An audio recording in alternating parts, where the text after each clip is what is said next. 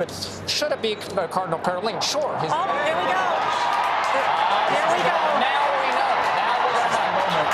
I'm going to have the Monsignor explain what we're going to hear right now. A new pontiff about to be announced. We are going to see Cardinal Momberti, a French cardinal, come out and say to us, I announce to you, can you tell who great news, good news, Habemus Papam.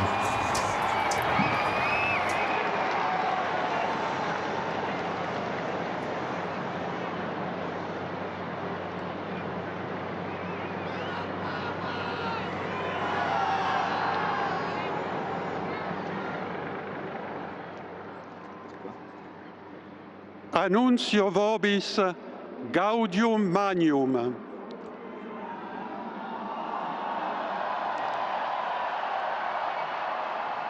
Habemus papam.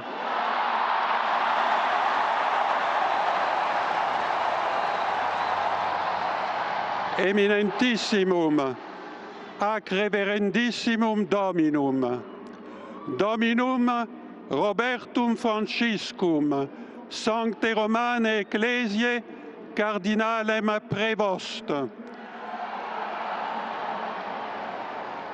qui sibi nomen imposuit Leonem XIV.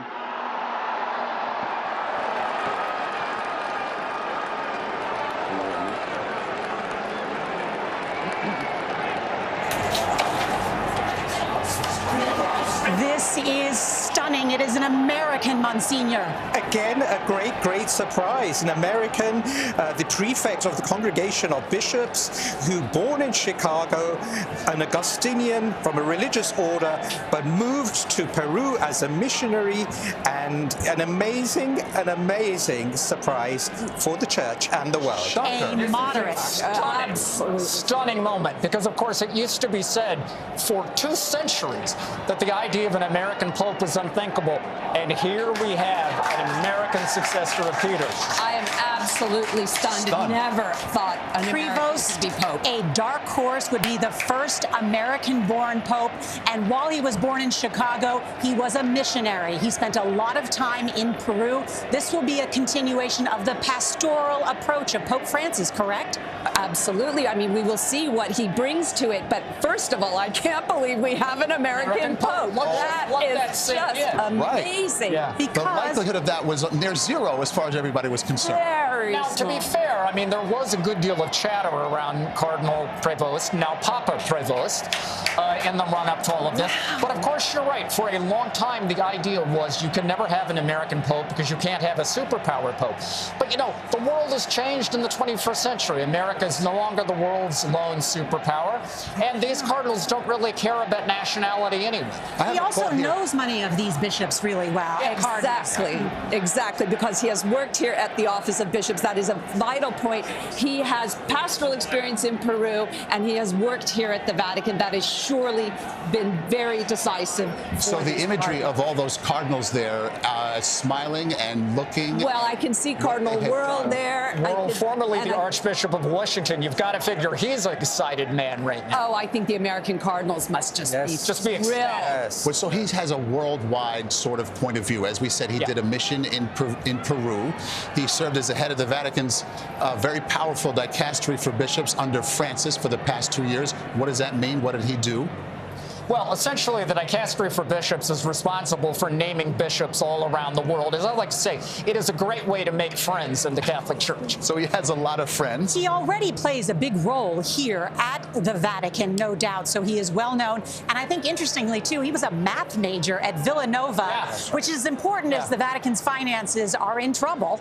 Oh, he has got quite a number of good things about him. He is also an Augustinian priest. Which means? Which is an order, and we were just saying today is one of their special feast Our Lady days. of Grace. And John and I were saying earlier, well, maybe that's a sign. He also studied here at the Angelicum, a Dominican university, so he has quite a number of boxes ticked in that. And John, you describe him as someone who could put a positive face on the church. What do you mean? Yeah, well, Well, he is considered a man of great dialogue, a man of great openness, a man of great balance. And let me also say that at a personal level, he is just extremely affable. He is a very nice guy, very easy to like. I think the world will see that tonight. Cardinal Robert Francis Prevost is the next Holy Father. Seth Doane is in the square with some Americans reacting to this news. Seth? Let me tell you, Nora, we were all looking toward that balcony. The crowd, it's like everyone raised 2 feet as we were starting to hear. And then when we heard the name, people looked around and said, an American Pope, an American Pope. And I looked out of my corner of my eye and saw these 3 Americans saying, is it an American Pope?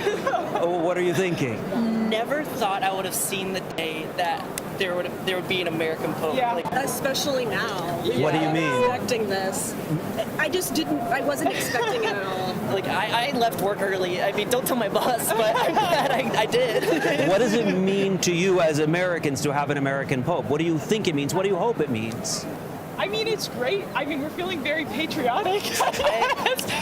But I think we're still processing. I know, it's still, like, it's so fresh. I mean, I just really hope that, like, this American Pope, he can, keep the train on the tracks rolling that Francesco did. The previous Pope, keep the church moving in the same direction. That's what I hope. It makes people proud. If I can summarize it, even there was a gentleman from Paraguay who was standing next to me. His mouth dropped. He said, an American Pope. That is the feeling here. Surprise, shock, excitement, hope. The mix of emotions continues as their space decreases. The emotions increase. Back to you.